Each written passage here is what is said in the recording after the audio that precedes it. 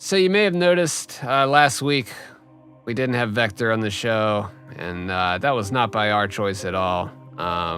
Vector has decided to quit the show and pursue his other projects that he's got going on. Vector's, always staying busy. He's working on stuff on, on his YouTube channel. He's doing streams. He's working on music and videos. So I think at the end of the day, this was just taking up a little bit too much of Vector's time, but we definitely appreciate him sticking around for as long as he did. He did, 14 episodes with us.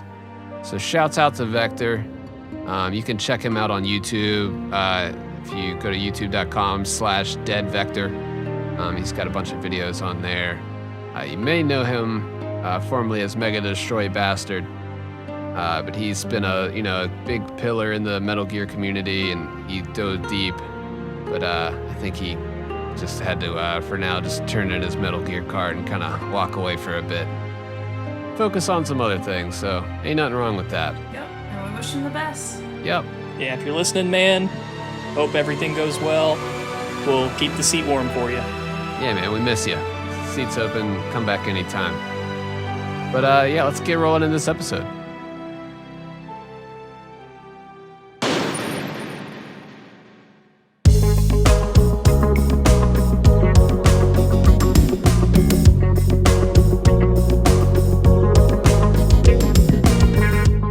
I'm Fingers. Hey everyone, this is Days Ahead. And I'm Nitroid. You're listening to the Kojima Frequency.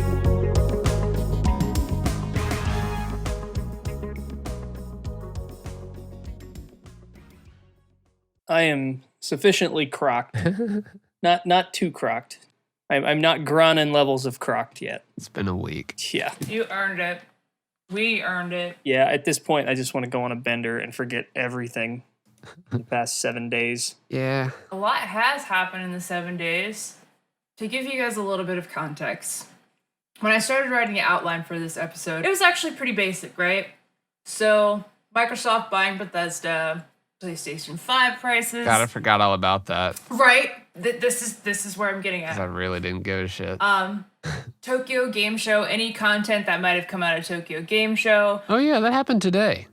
It did. What the fuck? Did anything happen? You're proving my point yet again. Okay. Making jokes about overlap between Among Us and Metal Gear, which I still would like to do. Yeah, I mean, everybody's kind of playing Among Us. I mean, that's kind of the game of the month. It's a good time. It is. Fall Guys was last month. Kind of feel bad for the Fall guys. Like, they just put out this game. And don't get me wrong, it's a success, but... Yeah, I had a good time with it. I like that they're basically all just Teletubbies with, like, the top half cut off. Yeah. So, like, we just had this list of, just a few talking points. That would be a good, quick first half. And in the second half, we'd talk about this rumor about this, Metal Gear Solid 1 and 2 collection coming to a PC near you. Like, oh, we saw this Taiwanese rating listing that suggested this. Are we going to get a Konami Classics collection? Why no Metal Gear 2? How are they going to port it? Like, just, philosophical questions, hypothetical questions. What did not occur to us is that Friday morning, all this shit was going to have to be, like, erased. Completely blown out the window by fucking Metal Gear Solid, and Metal Gear Solid 2 getting thrown up on goodoldgames.com. And thank you, Good Old Games, again. Yeah, shouts out Konami and Good Old Games. It was like Christmas morning. I'll bet a flawed Christmas morning, but a Christmas morning nonetheless. And I think that is going to be the primary focus of our episode today. But, I don't know if you guys want to talk about these codec moments a little bit before we get into that. Or yeah, we can talk about that because it's stuff worth going over, I guess, because we can kind of relate. Because Microsoft buying Bethesda was kind of a big thing, but then everybody started talking about, oh, Sony should buy Konami, and that was like the immediate conversation that happened, and then Konami's trending all of a sudden at the beginning of the week. And that's absolutely never going to happen. Yeah. It's Like, these are by bros who don't understand how businesses work. They just think you walk in with a pile of money and go, I want that. Yeah. I don't know if I was disconnected from the last gen, but I feel like this console war is just getting kind of absurd. Particularly like what you guys said. One, it's impossible for Sony. Sony's not going to do that. Sony's not going to buy Konami. The game industry is not an anime. But secondly, and this is why I don't like this argument, is it's not really an indictment on Sony, but more so it's a brand of Microsoft. Like, I feel like beyond the practical benefits of buying out Bethesda, probably guaranteeing the next Elder Scrolls on PC and Xbox only, it's almost like it's about sending a message, like, let me throw my wads of cash on the table and remind you this is just a small project for us. Yeah, I mean, I just looked up Sony's like net worth. They're saying estimated up to 45 billion, and then you have Konami at 3.5 billion. So it's like they're both making ridiculous amounts of money and probably don't need each other, but you can see that like Sony could easily just kind of absorb Konami and just, I don't know. But they probably don't want to do that because they're like, we're good.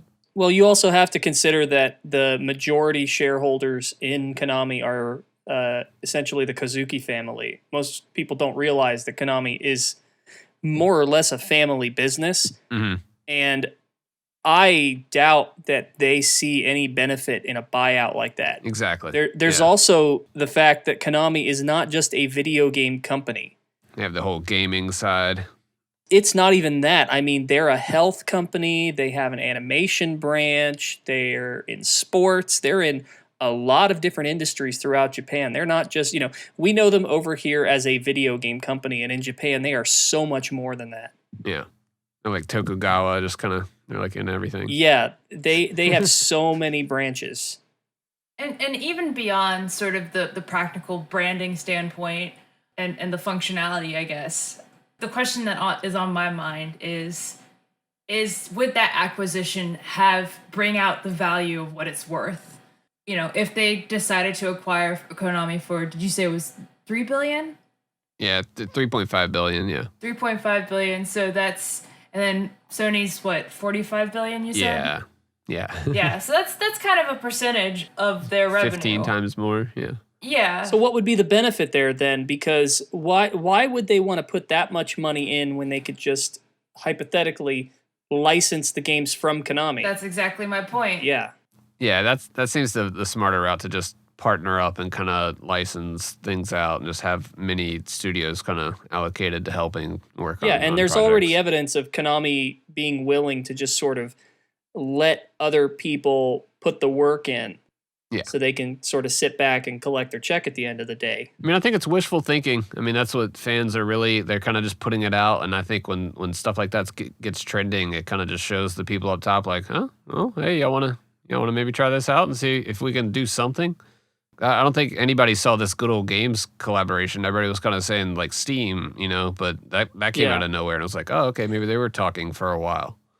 Well, this whole past week has been nothing but fans and wishful thinking. Yeah. It's been ridiculous. Like, I've heard, I was losing track of all the rumors that were floating around that were getting parroted by fairly big outlets. Yeah. You had sort of like some of the bigger names in the games industry forwarding this stuff, and nobody's really batting an eye at it. They're like, oh, this might actually happen. And anybody who pays attention to this closely immediately could smell something wrong with it. Yeah. Because we've seen this over and over and over and over for how many years now, these same exact rumors. And it's just like, okay, well, the room has been filled with smoke for the past 4 years, and we haven't seen so much as a spark. Yeah. And that's like, as soon as we saw the listing on the Taiwanese store, it was like, okay, here we go. Here's something. Yeah, that was tangible. Yeah. But that was like the first moment where I was like, cool. But all the Metal Gear Solid remake stuff on PS5, it's like, that's where are you getting that from, buddy? The Taiwanese listing, that felt legitimate.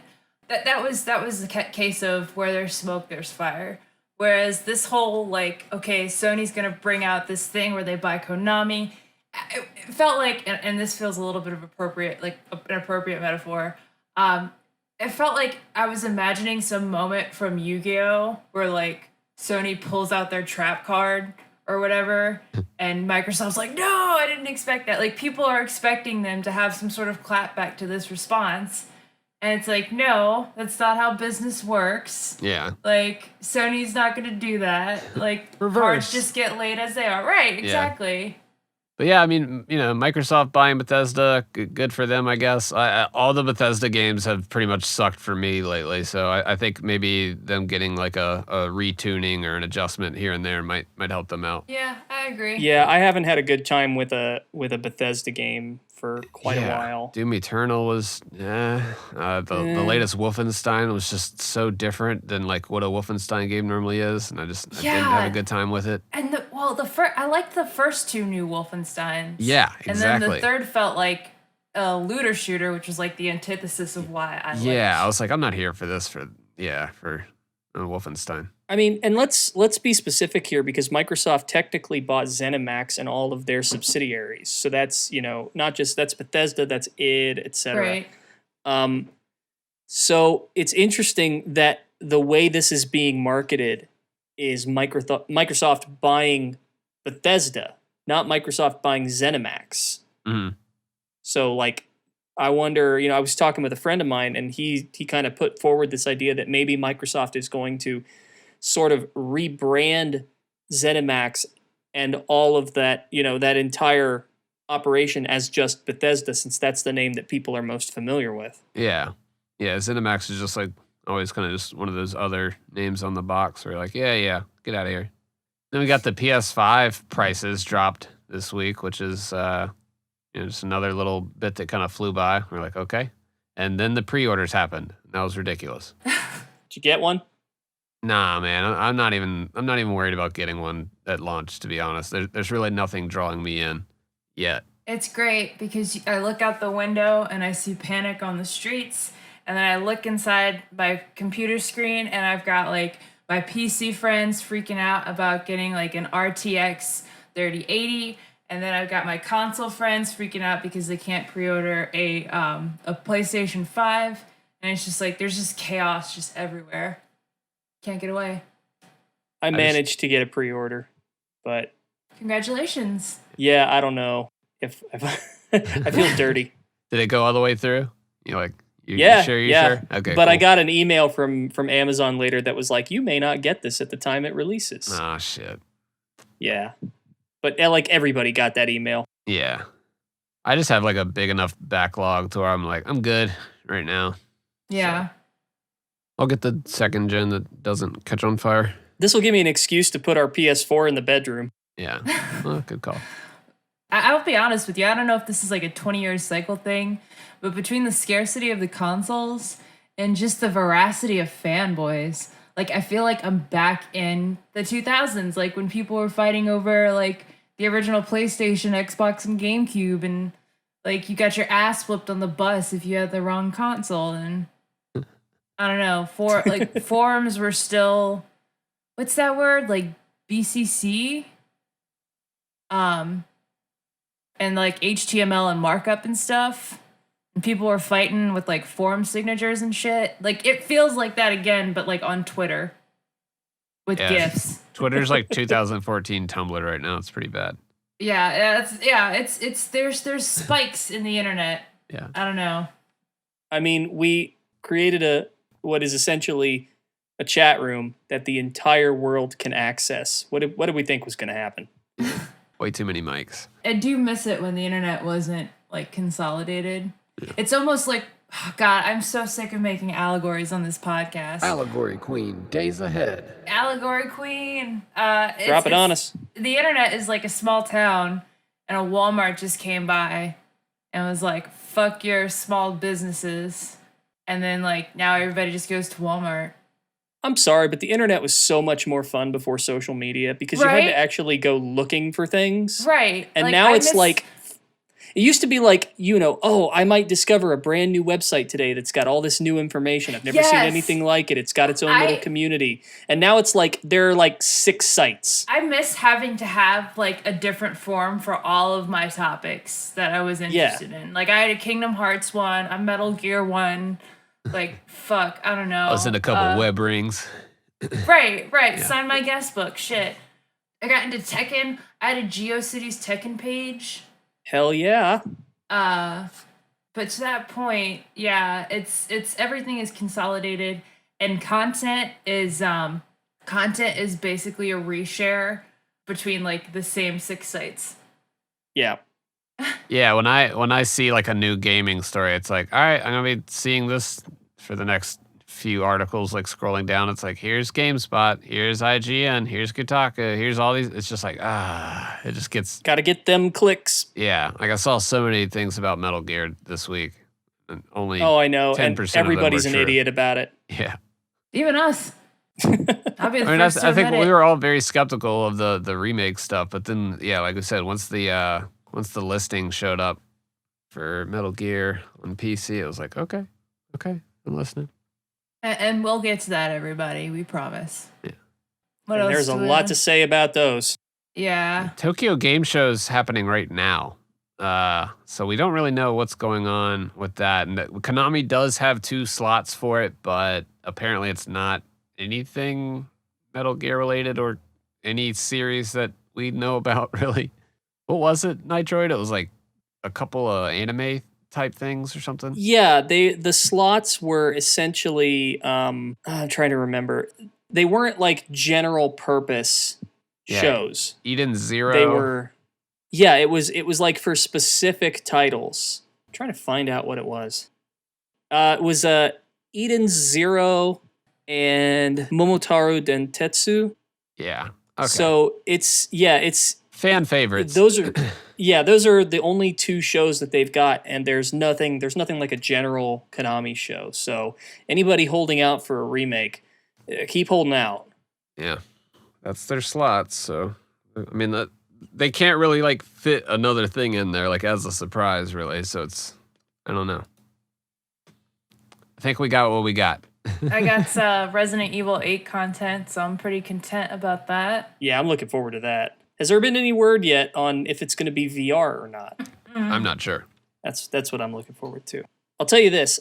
Somebody on Twitter made a very good point with regards to whether or not there is a new Metal Gear in the pipeline. So Korikato, who is essentially the gatekeeper of the franchise right now, has had his name in some kind of a project almost constantly since 2017, right? Mm-hmm. So like if something, because they keep their teams busy. If they're not working on a big flagship title like Metal Gear, they're working on other projects. They don't just sit on their hands. Yeah. And it seems like lately he hasn't had his name in anything. So what's going on? That could be an indication that maybe he's working on something bigger. He's got a Jira Epic in the backlog. Yeah. Do they have to be transparent about that information about who's working like under them at the time? Probably not, but I mean, you're going to have credits regardless. And that was Lord Emmerich on Twitter who made that observation. Shouts out to Lord Emmerich. But it's a fair point. Yeah. Do y'all want to talk about Among Us? Everybody's been playing that lately. That's why I'm not focused on the Tokyo Game Show, to be honest. I've been playing that with like some of my looking clan at buddies. the next bullet point, you're like, Among Us. All right, so why does everybody keep saying sus? Because I mean, like, I get that everybody's, I get the normal definition of that word, but like with that game, everybody's just like sus. What's the deal? It's I mean, Suspect. Yeah, it's like suspicious. suspect. Yeah, suspicious. Okay. You're looking mighty sus, my dude. Yeah, what are you doing that doesn't seem like normal behavior in this game? It's like the most appropriate usage of that word I've heard. You were doing a task, but the task bar didn't go up. Right. And you were the only guy around this body. So right. So it's just sort of become a meme now. Yeah, it's pretty. I'll tell you, this game will make you a great liar really fast.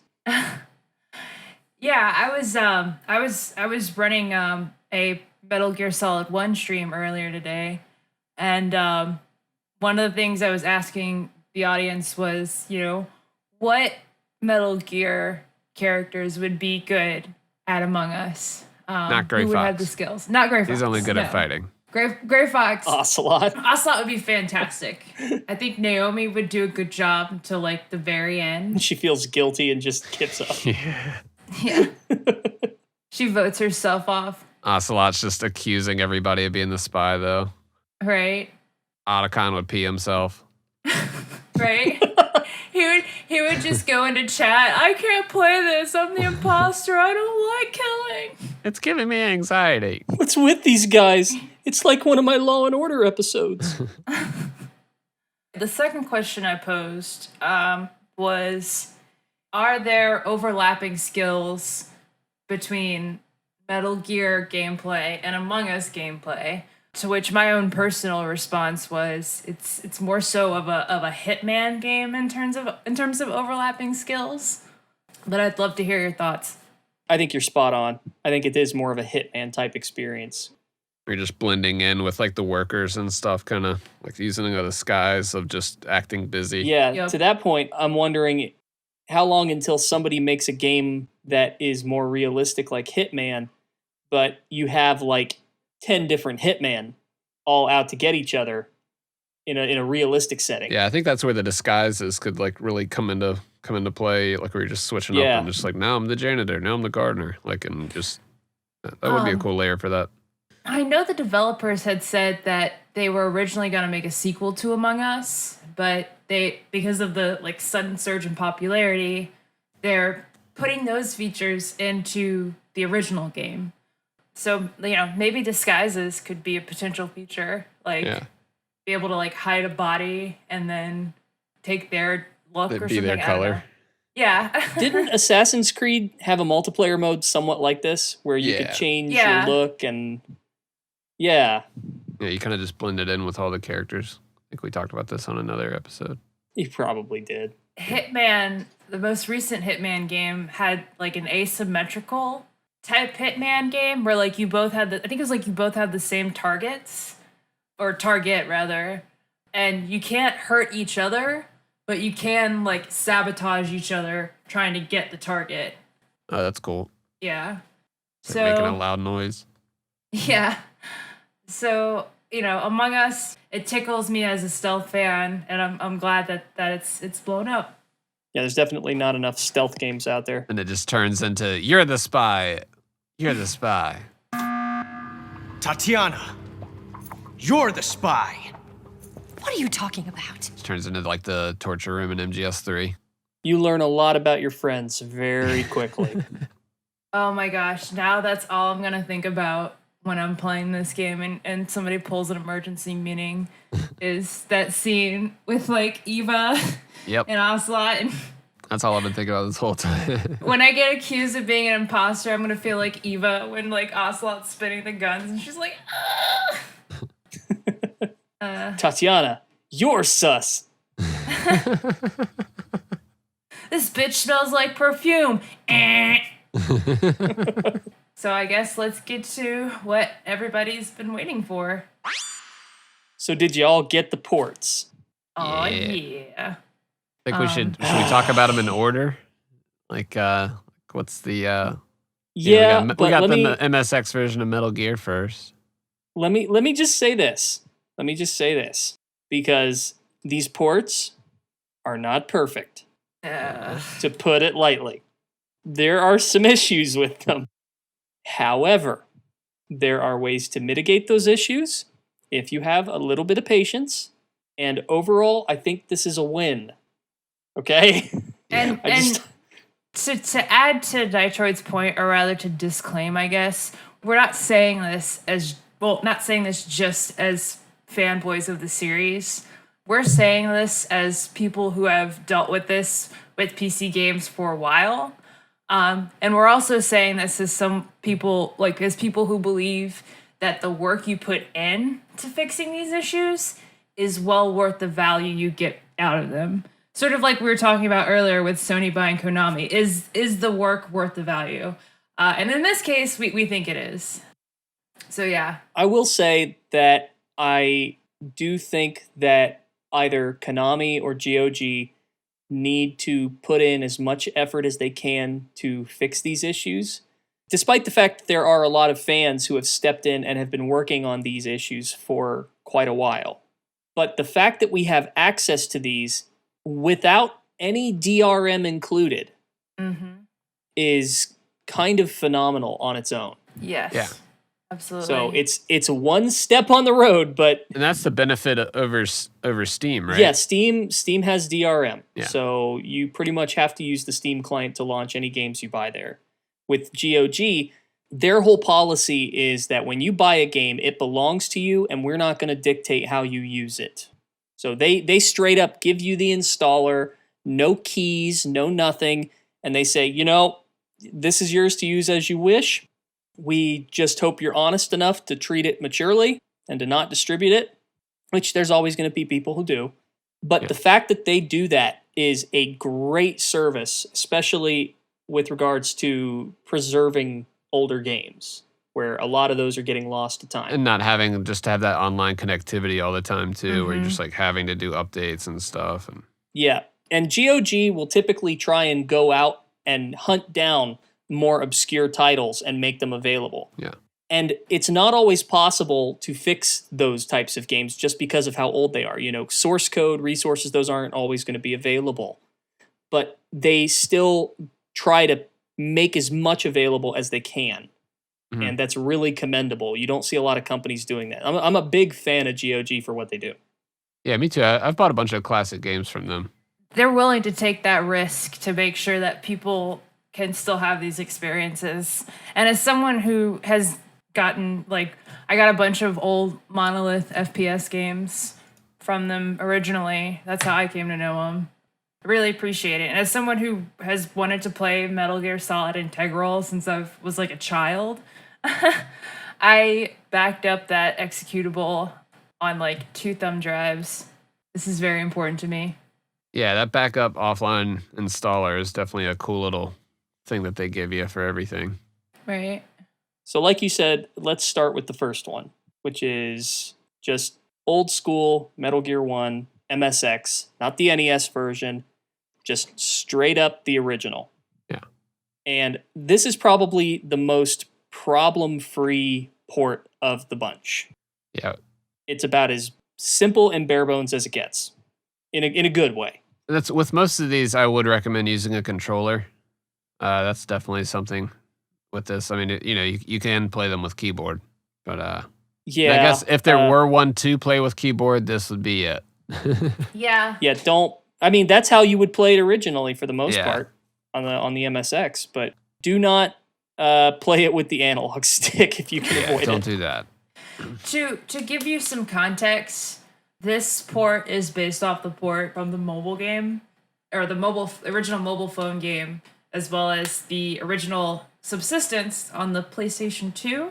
Metal Gear Solid 3 Subsistence. And that sometimes deters people. They're worried that they're not getting the full experience, or that at least the Final Fantasy fans, they have a bad experience with that. But this is, like Nitroid said, this is probably the best experience you'll get. It does seem like this is a fresh port. It's not just like they took the Java version and threw it on to PC. I had a friend of mine, I asked him to take a closer look at this and see if he could sort of derive any information from it.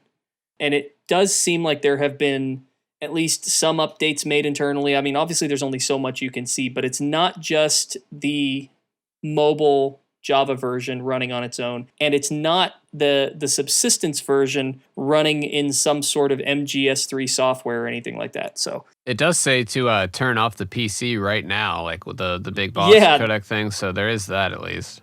Yeah, that was a nice touch that they added, because they've updated that for every platform it's been on. But it does seem like this has been updated. This is a newly developed port that is based on the previous work, but is still new to run on PC. So again, I'm sure if he's listening right now, he's just got his hand on his forehead in embarrassment of how badly I'm explaining this. But there was a bit of work put into this to make it run properly on PC. It wasn't just it's not just like a hack job. I played through it a little bit. Everything kind of seemed fine for me. I originally played through it on the PS3, the HD collection, just through MGS3 on there, and it seems just about fine to me. I don't have like a super familiarity with the original MS. Like I haven't played ROMs of the MSX versions themselves. Yeah. But for me, it plays fine. I didn't have any problems once I binded my controls right. Yeah, when they brought it to subsistence and mobile, they didn't change too much in Metal Gear 1. They updated the script, they changed some names around, and obviously that little bit of big boss dialogue where he tells you to turn off your device, but for the most part it remained unchanged. It was really Metal Gear 2 that got the overhaul. Yeah, which sadly is missing in this collection, and I don't know why, and I'd appreciate it if they would bring it to PC as well. Bring us Running Man. Hashtag bring us Running Man. Best boss in the franchise. I will be honest, I might have cried if they would have brought Metal Gear 2 to PC. Yeah, I mean, I hope that's in the pipeline, they're just like, no, this one's good, we can release this on its own, and they might put it out with MGS3. I don't know what their plans are, but I would rather have rather have Metal Gear 2 Solid Snake than MGS3. Yeah, and there's a mobile version for that as well. Yeah, I don't know. Is it maybe a licensing thing? I can't think of anything. They stripped out any... Not with any of the actors. Yeah, that's... Yeah, when they did the mobile port, they stripped out anything that might get them in trouble. Yeah. All of the actor similarities, and they changed a number of the boss names. Strangely, didn't change Running Man, which we should be grateful for. Yeah. Look, man, the greatness of Running Man beats any and all copyright suits. It does. He's too fast for them. Yeah. But it's weird that they didn't do that. Maybe, look, with the state of the franchise being what it is, I don't want to know what kind of bureaucracy GOG had to go to just to get these three out. So, I don't want to look a gift horse in the mouth. Yeah. It does suck, though, because my PS3 did just die, and so now I just, don't really have a legal way to play it, really, I guess. Yeah, we got to get you a new one. Hashtag get fingers a new PS3. Okay, sorry, go ahead. Which brings us to Metal Gear Solid's PC port, and the blemishes start appearing. Yeah, this one's a little harder to kind of turn the cheek for. So for me, this is subjective because I personally haven't had a bad time. So whereas your Metal Gear results may vary. Whereas me, if you guys were at my stream earlier, I had a ball of a time trying to get my controller to work. It took me about an hour to fix it. But once I got that fixed, which actually involved reinstalling a controller driver for my PlayStation 4 controller. But once I got that fixed, my experience, like Fingers' experience, I mean, it's been sublime so far. And I think graphically, it's a matter of taste. But when I saw it, I went, holy shit. Yes. Just because I never played Integral. So for me, I've just always looked at the PS1 graphics. And then when I played Metal Gear Solid 1 on my PS3, I remember it being fuzzy and blurry. I don't know if there was some weird forced resolution thing going on, but it just didn't look good. It was it felt like an emulation, which, yeah, go ahead. Did that happen for you guys too? Yeah. Well, on the PS3, there is actually a setting you can disable. The PlayStation 3 will do texture filtering. I don't know if it's correct to call it texture filtering, but it does do some smoothing on the graphics for PS1 and PS2 games if you've got the model to support it. And you can turn that off. If you hold down your the PS button on the controller and go into your settings, you can turn that off and get a crisper image. It still blurs it a little bit, but not as severely. Yeah, I think I remember doing that too, but it still just never looked great. It's more of a generalized type setting, configuration. Yeah, and on the PC, the developers smoothed they filtered all the textures so it's a lot smoother. And that's where, Yeah, all the pixels are gone, and that's where I'm kind of I wish I could see a little bit of it, but I also really appreciate the sharpness of everything. And looking at the back of the DARPA chief's shirt, that those pictures we were looking at, it was a perfect example of seeing textures being kind of filtered together and smoothed out versus like here's these hard pixels right here that are just like pixel art, you know?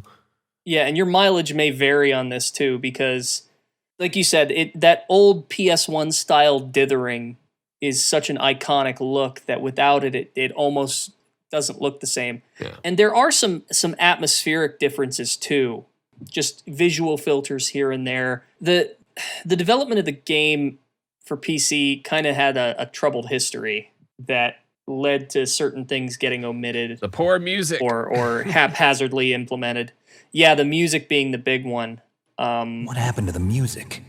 Yeah, so there's like a lot of poorly timed cues and music. The developers somewhat famously didn't have the option to use the same sound drivers that Konami had when making the game. So for almost for essentially all of the audio, they had to re-implement it, and for the music, they had to like download songs off of fan sites or record them from the PlayStation version and then loop them themselves, and it was just a mess. I noticed some of the background music for some of the areas. It goes through a weird loop. Yeah, because they thank looped you it for manually. explaining. Yeah, and I was hearing like other parts where it was like I was like, I don't think this part's normally in there at this Yeah, part. and those are kind of strung throughout the whole thing. Yeah. Honestly, the fact that the game looks the way it does is kind of a small mercy, because during development of the port, they wanted to, and this is like, it was a Russian team that did the port.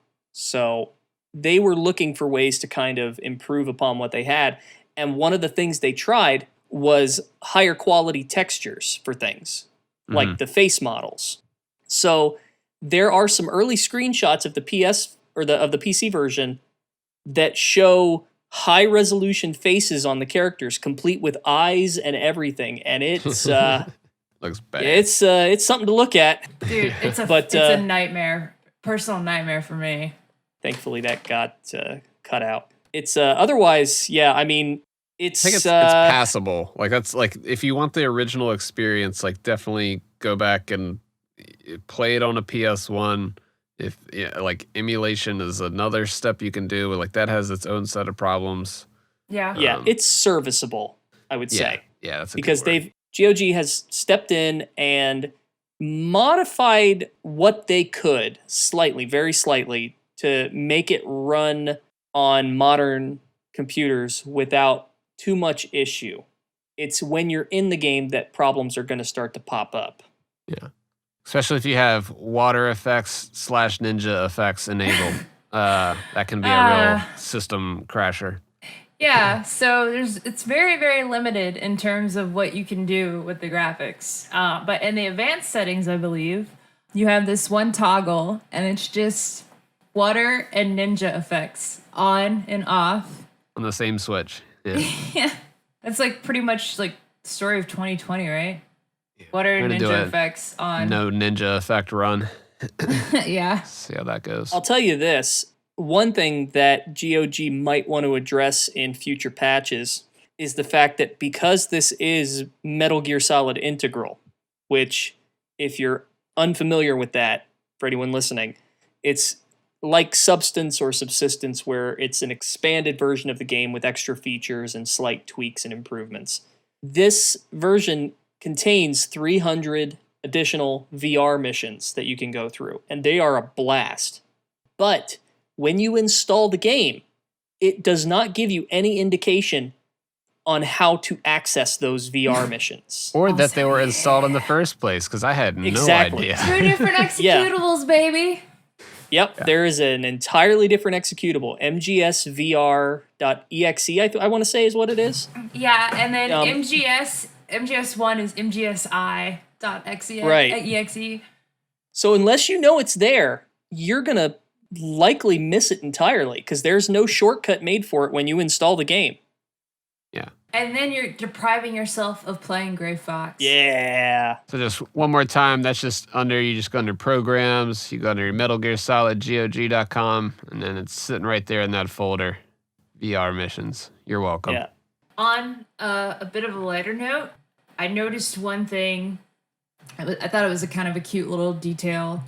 So obviously we all remember, in the original Metal Gear Solid 1, The authentic experience is the player finds Meryl's codec frequency on the back of the physical case, right? That's what Baker tells you to do. So I was debating on, okay, how would they implement this in the GOG version? And so, I figured it's the obvious, but I still thought it was cute nonetheless. It's on the storefront page. So if you go to the storefront page for the Metal Gear Solid, the third image is a codec screenshot of Snake talking to Meryl. Yeah. And then the fourth picture is funny to me. It's the part where Revolver Ocelot says Revolver Ocelot, and then it shows Revolver Ocelot's credit. Like, you can clearly tell whoever posted this listing was a labor of love. And then the top review, I think this guy aligns with our views. He says it's the second best way to play Metal Gear Solid. And I think that's a good assessment. Like, this is certainly not the optimal experience, that the life-changing experience that we had in 1998. But if you're a fan, it's good to go back.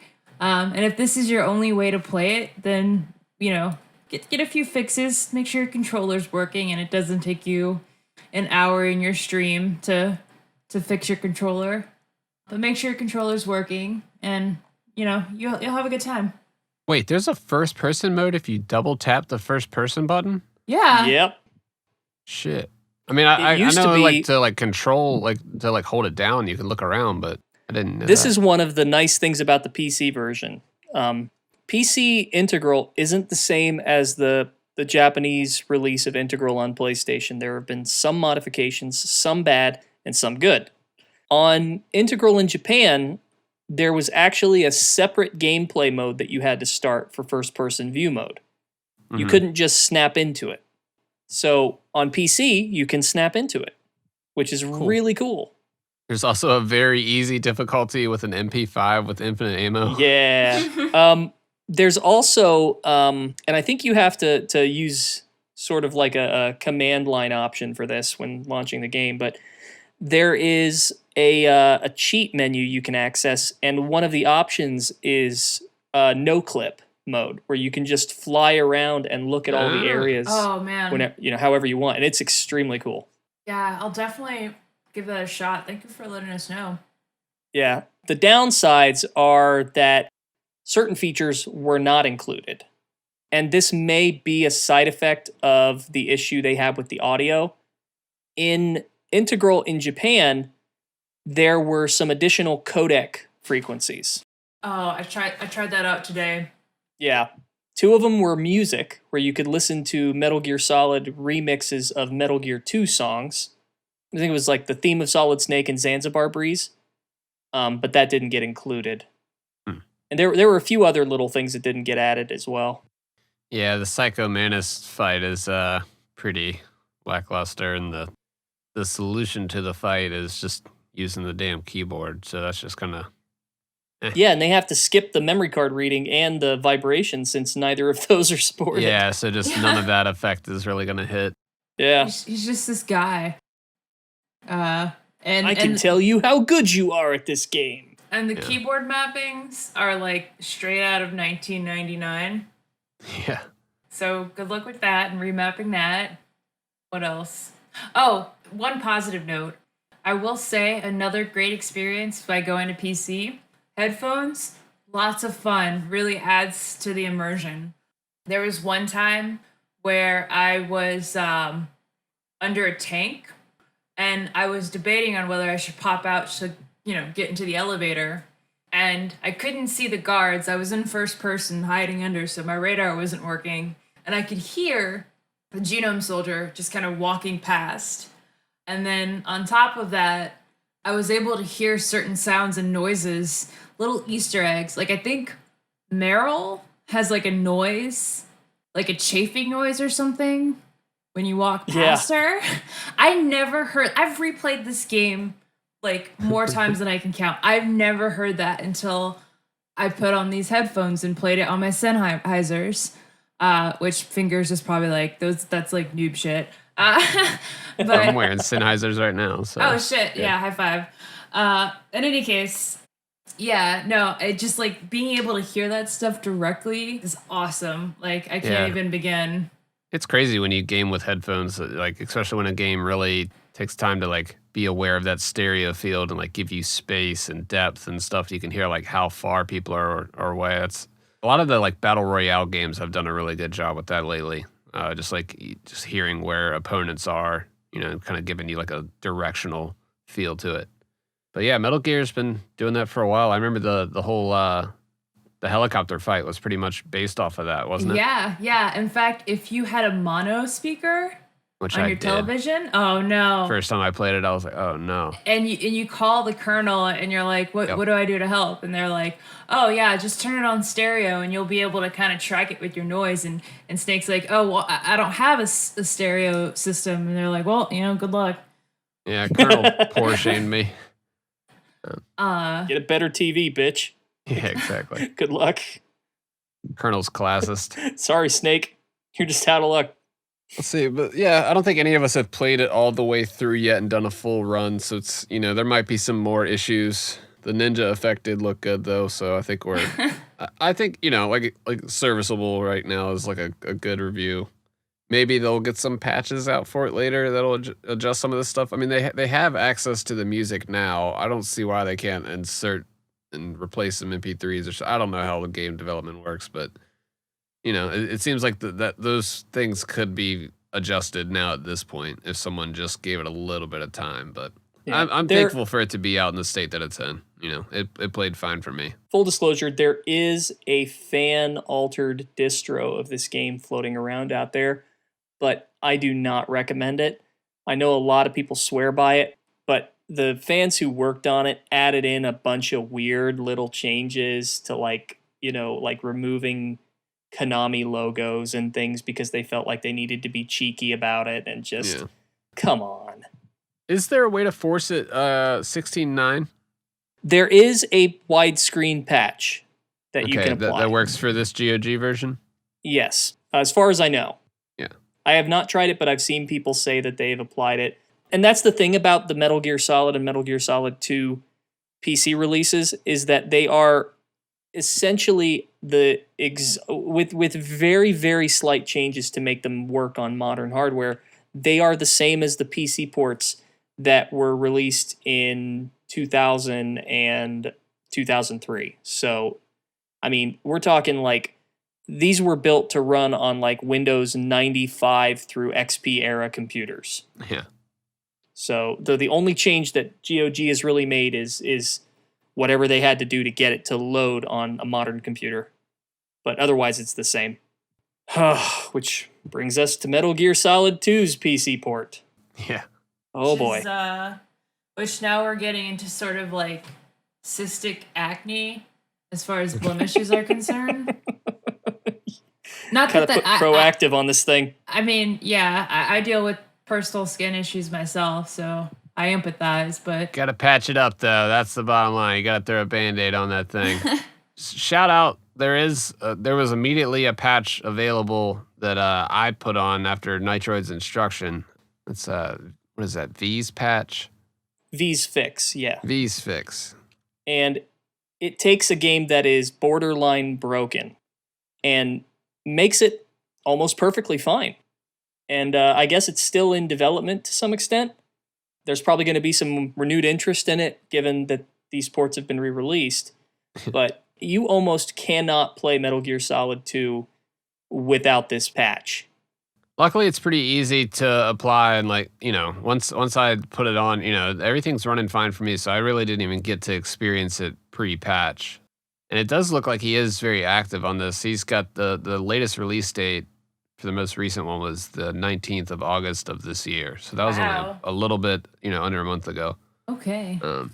There's a lot he built into it too. He was probably just cracking his fingers, just all done. Got that final version 1.8. You motherfuckers! I was thinking the same thing. He was just this farmer type guy who's it ain't much, but it's honest work. And all of a sudden, this fucking horde of people just come down upon him. Yeah, I mean, you pretty much have to install this patch. There's really no way to get around it. And you suggested doing the offline installer for MGS2. Yeah, so there's a few things that can make your life way easier because I had a nightmare of a time getting this to work. Now, And I just listened to these directions. So here's what you do. yeah, so real quick, full disclosure, it's possible that part of my issue is the fact that I'm running Windows 10 in boot camp on a 2014 MacBook Pro. So that might account for some of the problems here. But the fact that you did eventually get it running on that shows people that they really don't have an excuse. Yeah, if I can this get it will run working, on your you system. can get it working. Yeah. So, a couple of points. Do not install these games using GOG Galaxy. Use the standalone installers. It does make a difference. 2. Don't install the games into your program files folder. Put them somewhere else, which if you're using the standalone installers, they tend to default to like C drive /GOG games or something like that. 3. Run all of the installers, all the patches, all the executables as an administrator. If you don't know how to do that, right-click it instead of double-clicking it and select Run as an Administrator. These games can be a little weird without those permissions.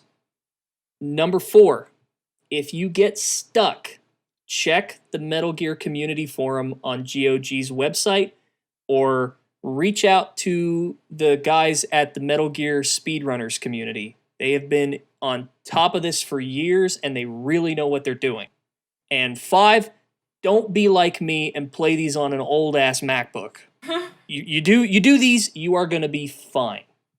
Just you know, try to play these on a PC. I did the boot camp thing. I empathize. I ain't living that life no more. Yeah, and he's got the file on GitHub. You just download that. It's one little exe that you just basically drop into that MGS2 folder, like in the bin folder. Yeah. The bin. And it will replace files, so if you mess something up, you'll pretty much have to delete the game and reinstall it. Yeah, and that's the good thing about GOG is you can basically just have access to those installer files. So I had some weird difficulties getting it going. You know, I don't want to make this podcast a tutorial for how to get this game to work. yeah, just those quick little tips were about it. Yeah. Yeah. Yeah, but I straight up couldn't even get my Bluetooth headphones to work with this thing. I had to plug in and disable Bluetooth before the game. Bluetooth is its own weird, different thing. Fuck. Yeah. You're telling me. There's just all sorts of weird compatibility issues with this thing. So For install me, the fix. the sound, I just used all my default stuff, switched the resolution, to 1920, 1080, and then I just programmed my controller. Now, Daze, you said you had some problem with your controller. You were using a PS4 controller.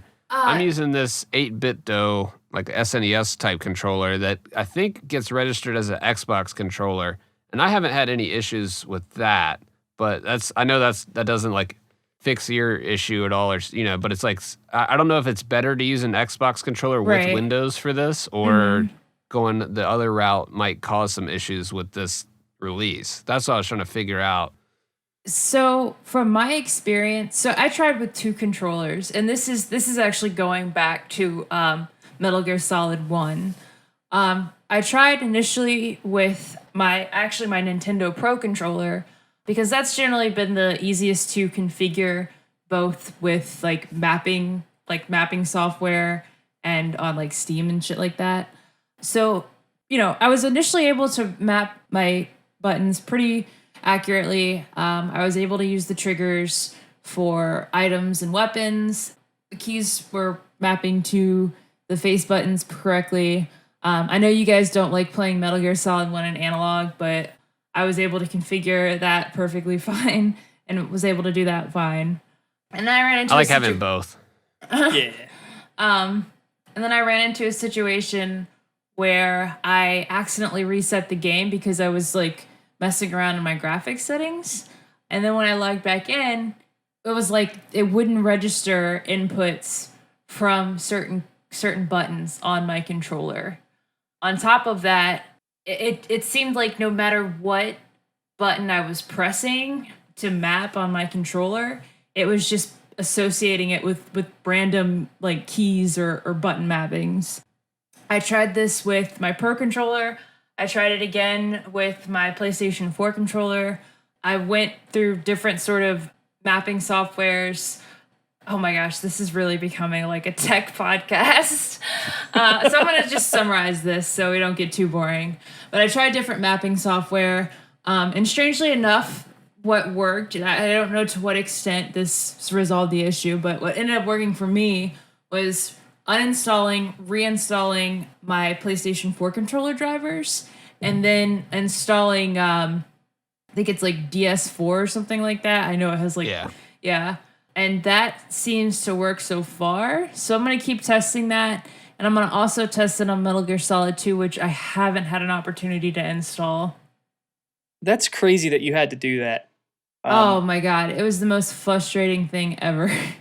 The one thing that's kind of tricky that you made a point about with the D-pad and the analog, in the game, it doesn't allow you to pick both. And the solution that I found for that was to just run Joy-to-Key and just literally only program, like make a new profile and make it only the up, down, left, and right arrows on the keyboard, and then just throw that on the onto your your controller. Yeah, that's a really good idea. Then you have access to both analog and D-pad, and then you've pretty much got the same controls that are in there. And you can even, switch it up through Joy-to-Key and just keep it on the default, whatever the settings are in there. And one thing on MGS2, since you brought up using a PS4 controller, GOG says explicitly on their website that MGS2 does not support PS4 controllers, which is kind of maddening. So if you have a PS4 controller and that is your only option, kind of like I do, you have to install V's Fix on this thing, or you're just out of luck. I mean, yeah, that's why we're trying to explore other options. Like, Fingers has his 8-bit controller. I'm trying out the Pro controller and things like that. Because we want to make sure, and again, we're not trying to turn into like, what was that old tech TV show, Call for Help or whatever it was? Screensavers? Screensavers, Call for Help. We're not trying to be like the next Kevin Rose. Like, we'll be taking calls. Just hit up the number below. I mean, if you do have a specific question about it and you're stuck on it, definitely leave a comment. Yeah, but, by all means. I think with really all you need is V's patch and probably something to, do something with your controller. And that's really all you need. I think everybody that's calling this release like, oh, it's fucking trashy and it's buggy as hell and this is awful. It's like, all right, simmer down. I think that's an overreaction. And, if it's welcome to PC gaming, pretty much. This is why I don't like to game on PC. It's just there's too much stuff to fuck with. And at the end of the day, sometimes you just like to turn on a console, put the disc in, wait a couple hours for an update file, and then that's it. And then you get to it. But we're gonna get that like PC gamer rage in the comments now. To that point, I was actually gonna say like this whole thing has made me nostalgic in two ways. One is, the obvious is I'm playing Metal Gear Solid 1 again, which has been a fun experience so far. But two, it's reminding me of like the wild, wild west days where we didn't have these unified game launchers. We didn't have GOG Galaxy, Steam. God, what was that old game hosting site? GameSpot, I think it was. Fuck, it's so long ago. They're still around. Yeah, like they were like this is reminding me of back in the day when there were like shit was on like file sharing sites, like as we were mentioning earlier with old websites. File Planet, yes, thank you. Deep cut. This is reminding me of those days where like you just, you had to find patches on specific forums to fix things, and there was no Steam, or there's no unified like center where you could find this information to help. And while you're on your own, finding a forum post that's like, oh, my Metal Gear Solid executable's not running, can somebody help me? And then like you go into the post and it says solved, and he's like, oh, thanks, I fixed it, but he never posted like how he got it to work. Like, what did you see? What did you do, man. Share the knowledge, share the wealth. Man, it's a quick note. The same friend I mentioned earlier found an old web page where you could download the demo version of the PC release of Metal Gear Solid 1. Like, this is like back in 2000-ish. So like this is an old page, and there's these old comments of people complaining like, ugh, this thing's 48 megabytes. It takes forever to download. It sucks.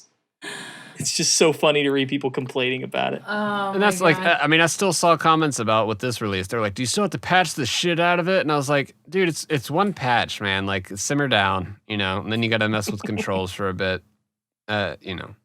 And I will say, this is not unprecedented even in Konami, because I know personally from my experience with the Silent Hill community, they have, I mean, there's a guide out there. Like if you Google Silent Hill PC guide, there is an infographic that gives you a step-by-step guide on how to get that shit to work. I think it's 2 and 3 on your PC and have that like almost authentic experience. That's what we should do. We should just make an infographic. That's a good idea. So then we don't have to turn this podcast into a tech podcast. Yeah, but it's a special occasion. You know, you got a lot of people that are probably trying to dig into this, and they're running into problems. They don't know what's going on. So Yeah, it's good to have a little heads up if you don't know. Now you Right. know. And it's cool for us. It'd be cool if we could help people and be the arbiter for them. So I think it you know, of course it would be nice to have all these patches and stuff just like self-loaded and updated and everything just works fine. But hey, sometimes you get what you get. And I think that's what we got with this PC release. And I'm personally fine with it. I've done way worse to get PC games running. It's not too bad. You'll be okay. We got a nearly perfect PC port of the original Metal Gear. That is a miracle. It's a good day. I mean, with everything else, you know, in the grand scheme of 2020, this news isn't that bad. In fact, I would say it's a solid like 7.9 of terms of good That news. day, it was literally like there was like everything going on in the world. It was like that meme where it was just like coronavirus, rioting, protests. And it was just like me, Metal Gear Solid on PC. It's just like the guy like enjoyed his sandwich. Like, hell yeah. Today's okay. I'm still a fan of that picture that I posted. That was like the two girls fighting. That was like Microsoft buying Bethesda PS5 prices, and the dude in the back dabbing. It was like Metal Gear Solid 1 and 2 on PC. That was awesome. Yeah. That was when it was just a rumor too. That was like before the Taiwanese thing. You were ahead of the curve on that We one. were ready to go. Yeah. Oh man, I was so fucking ready. I woke up to the news. It was just like, Dude. let's go. We know what matters. I like woke up at 8:30 that day. I was like, okay, I got these plans. I'm gonna exercise. I'm gonna get some groceries. Like, I'm gonna get shit done. And then I like check my Twitter and I see that Konami's tweeted GOG. I'm like, oh my fucking god, are Nitroid and Fingers even awake right now? I wasn't. I had a weird night's sleep. I like woke up late and just saw that. I was just like, let's go. Do you have to like pinch yourself? I was like half awake when I saw it. Yeah, like it was literally just like the first thing I saw. I, like checked my phone. I was like, no, you weren't like the only one too. I had like a bunch of different messages. Dude, Metal Gear on PC. Like, gotta check it out. I was like, what? What's happening? What? Konami did something? Yeah. Before TGS? What the? It's not Saturday. Is it Christmas? So I'll say thank you, Konami, because nobody else wants to. But that's, you know, I'll say it. I appreciate it. I appreciate them working with GOG and putting this out for more people. At the end of the day, it's given access to a lot of people that may not have been able to play it. If you've played it a bunch of times before, this might not be your optimal way or your favorite, but It's still a good thing. Yeah, I mean, I'm never gonna argue. Say what you will about what Konami did, I will never argue against like putting that shit out there for the world and making it readily available. Like, I will always commend that. So thank you. yeah, the games are getting harder to find and PS3s are starting to die, like mine. So, you know, it's about time they put them on other means. Now put the rest of the legacy out, you bastards.